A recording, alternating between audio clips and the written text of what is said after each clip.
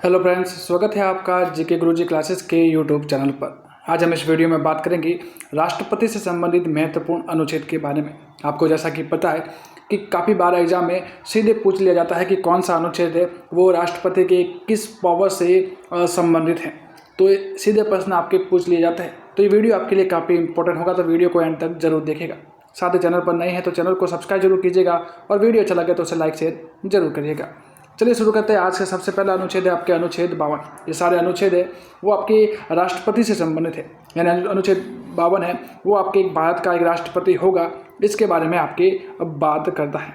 Next बात की जाए आपके अनुच्छेद 53 की, तो ये आपके राष्ट्रपति की जो कार्यपालिका शक्ति है उनके बारे में आपके बात करता है।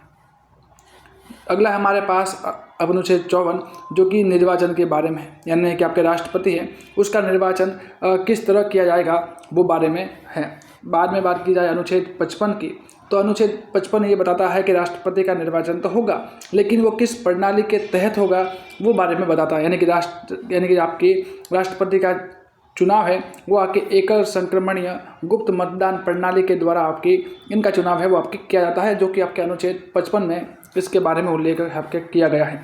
बात की जाए आपके अनुच्छेद 56 की, तो अनुच्छेद 56 में आपके राष्ट्रपति के कार्यकाल यानी कि 5 वर्ष के बारे में बताया गया है कि राष्ट्रपति का कार्यकाल है वो आपके 5 वर्ष का होगा। नेक्स्ट बात की जाए आपके अनुच्छेद 57 की, यानी ये पुनर्निर्वाचन पात्रता की बात करता है। ये कहता है कि अनुच्छेद 57 कहता है कि अगर कोई व्यक्ति राष्ट्रपति के लिए चुना जाता है तो उसका कार्यकाल पूरा होने के बाद उसे फिर से राष्ट्रपति बनाया जा सकता है, यानी उसका पुनर्निर्वाचन किया जा सकता है। ये बात आपके अनुच्छेद 57 बताता है। नेक्स्ट बात की जाए आपके अनुच्छेद 58 की। अनुच्छेद 58 कहता है कि आपके राष्ट्रपति बनने के लिए क्या क्या योग्यता होनी चाहिए। जैसे आपके आयु आपके 35 वर्ष होनी चाहिए, आप भारत के नागरिक होने चाहिए। ये सारी बातें हैं वो आपके अनुच्छेद 58 है वो आपके कहता है। बात की जाए अगला, तो आपके अनुच्छेद आपके 59 की बात की जाए तो इसमें कहता है कि जो पद के लिए शर्तें, यानी राष्ट्रपति पद है वो बनने के लिए क्या क्या शर्त होनी चाहिए। यानी आपके जो वो विधानमंडल है आपके संसद का एक आपके प्रतिष्ठित व्यक्ति होना चाहिए। ये सारी बातें आपके अनुच्छेद 59 में कहता है।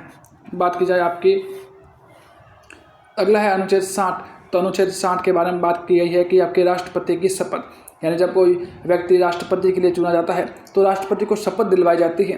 तो इस शपथ के बारे में आपके अनुच्छेद 60 में बताया गया है।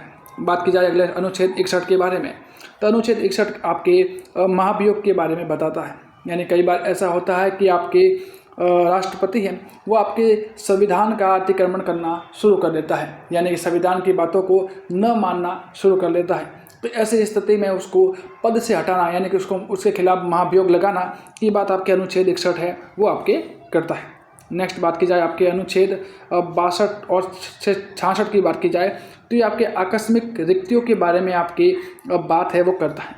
अगला प्रश्न है आपके अनुच्छेद 72 जो कि सबसे इम्पोर्टेंट है और कई बार एग्जाम में पूछा गया है कि अनुच्छेद 52 आपके अनुच्छेद 72 किसके बारे में है कि आपके क्षमादान की शक्ति के बारे में।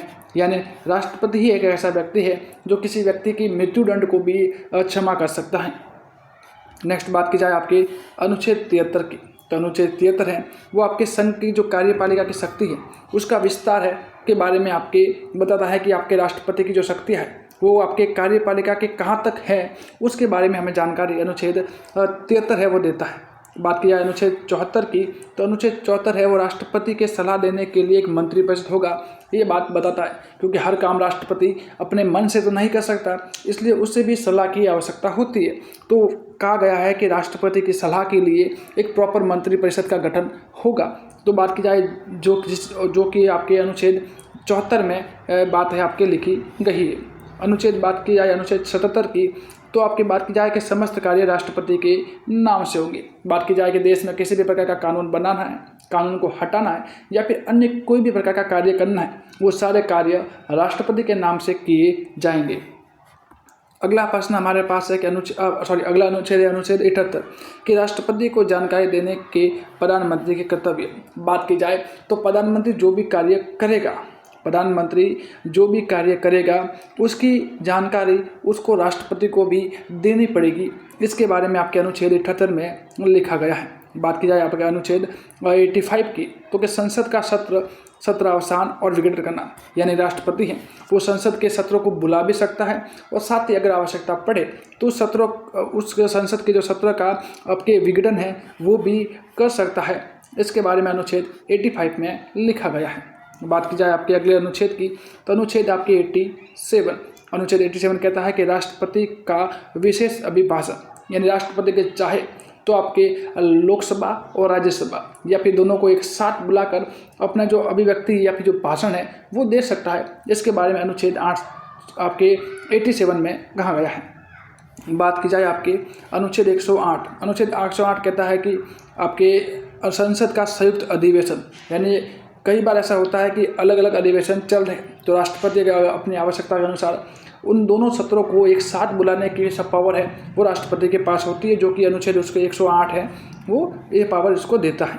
बात की जाए अनुच्छेद 123, और ये सबसे इम्पोर्टेंट बात की जाए कि राष्ट्रपति अध्यादेश जारी करने की शक्ति, यानी राष्ट्रपति है अगर देश में किसी भी प्रकार की कोई आपके सिचुएशन आ रही है और उस समय कोई भी सदन है आपके सत्र में नहीं है, तब राष्ट्रपति अपने स्वयं के निर्णय से या फिर कैसे के कहीं ना कहीं